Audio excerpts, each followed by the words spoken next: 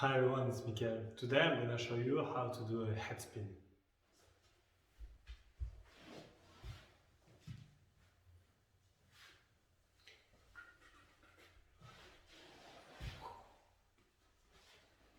So before we start the breakdown of the head spin, let's talk hair again. Now it's definitely become more challenging to do a head spin compared to the head balance, like I said in the previous video. For some people it might work still with like some hair, some people not. It's really depend on you, so you're gonna need to try. For some people the hair curl really easy, it might be really painful, for some not.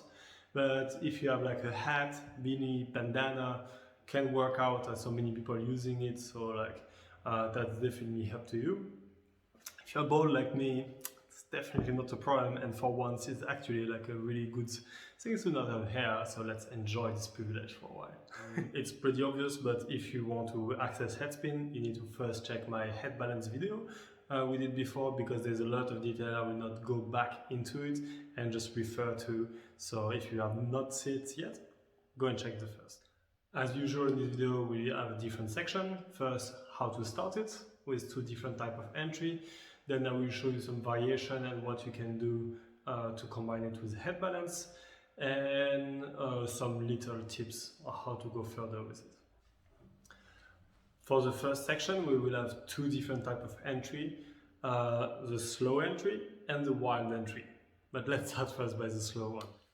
We're gonna start by the slow entry because making a head spin can be a bit overwhelming at the beginning and frightening, because you will be scared to hurt your face. But we'll see together how to be secure while trying this and starting slowly.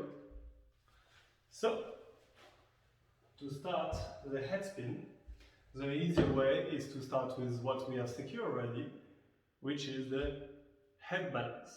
And like I showed you in the previous video, we can start a spin by simply having our hands steady and starting to move with the staff. And like this, we start to get used to sort of turning and not vomit everywhere. And what we want here is to have enough speed that at some point we just stop and let the dragon spin and try to catch it back. Oof. And of course, when you start to feel dizzy because you turn a lot,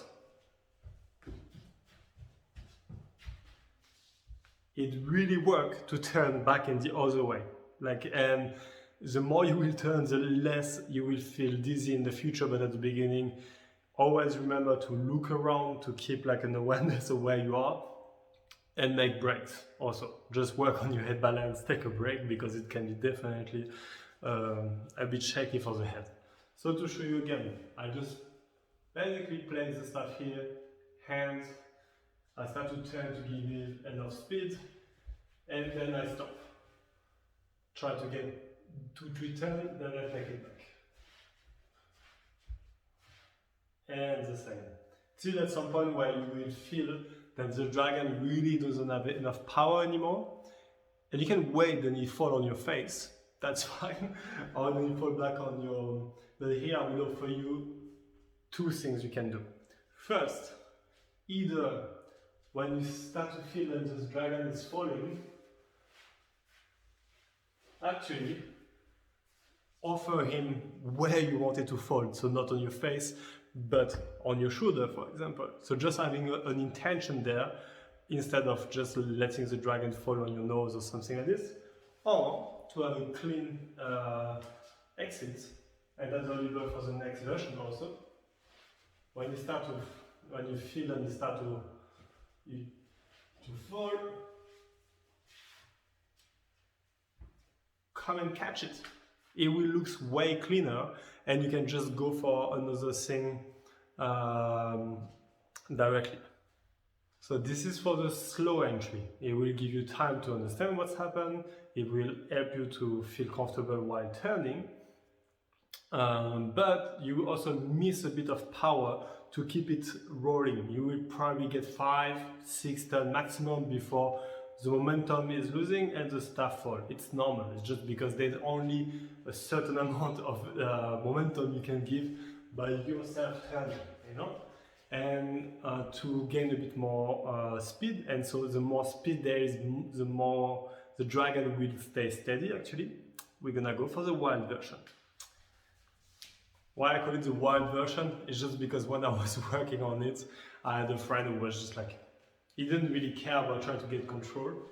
Basically, he took the staff, put it really fast on his head, and you can see that the speed is definitely more wild than it is compared to the slow version, but no worries, we're gonna break down that together. So, the difference here for the slow version is then, other than the slow version, is that we're gonna try at the beginning to stay steady, you know, like to not move in the same time. Then the dragon is also going so fast on our head, but be more grounded and be a stable base for the dragon to turn. How to place the dragon and how to start the circular motion, I just basically take the dragon in between my finger here. I like to move with it and come and place it on my head. But you see, I'm also already spinning the staff, and by twisting and placing, I'm giving power to all this staff to spin on my head. And catch it back. Like really keep, with that speed, you really want to be aware that if things goes wrong, you can either try to balance a bit with your head, but your second hand is here to save your face in case. I never really hurt myself with a head spin or head roll or any of this, but definitely can crush maybe on your nose, but to be honest, in like years of doing those tricks, I never really properly hurt myself with that. So here for the wild version, just as a reminder, you can turn, but you can also directly come and place it, you see? But I just take time to make it spin. I try to stay steady. I can look at the staff also, it will give me a little idea of what's happening. Then take it back. The more you will stay steady and move less, even including with your head, the longer you will stay. And try to gain, if you manage to do 2-3 turns at the beginning, great, go for 5, 6, till you don't even count because you're gonna feel dizzy. But try to reach step by step higher ground. So like this number is always good to keep you motivated because you see actual results. And try, if you have a mirror, what to stay with your head steady. Try to not go like this or like this too much, because it can be a way to work on it, but the more you can stay straight, the more visual it is, and the more of a flat surface you can offer to your drag. Okay, now that we saw the slow and the wild, I will show you some variation and what we can combine there.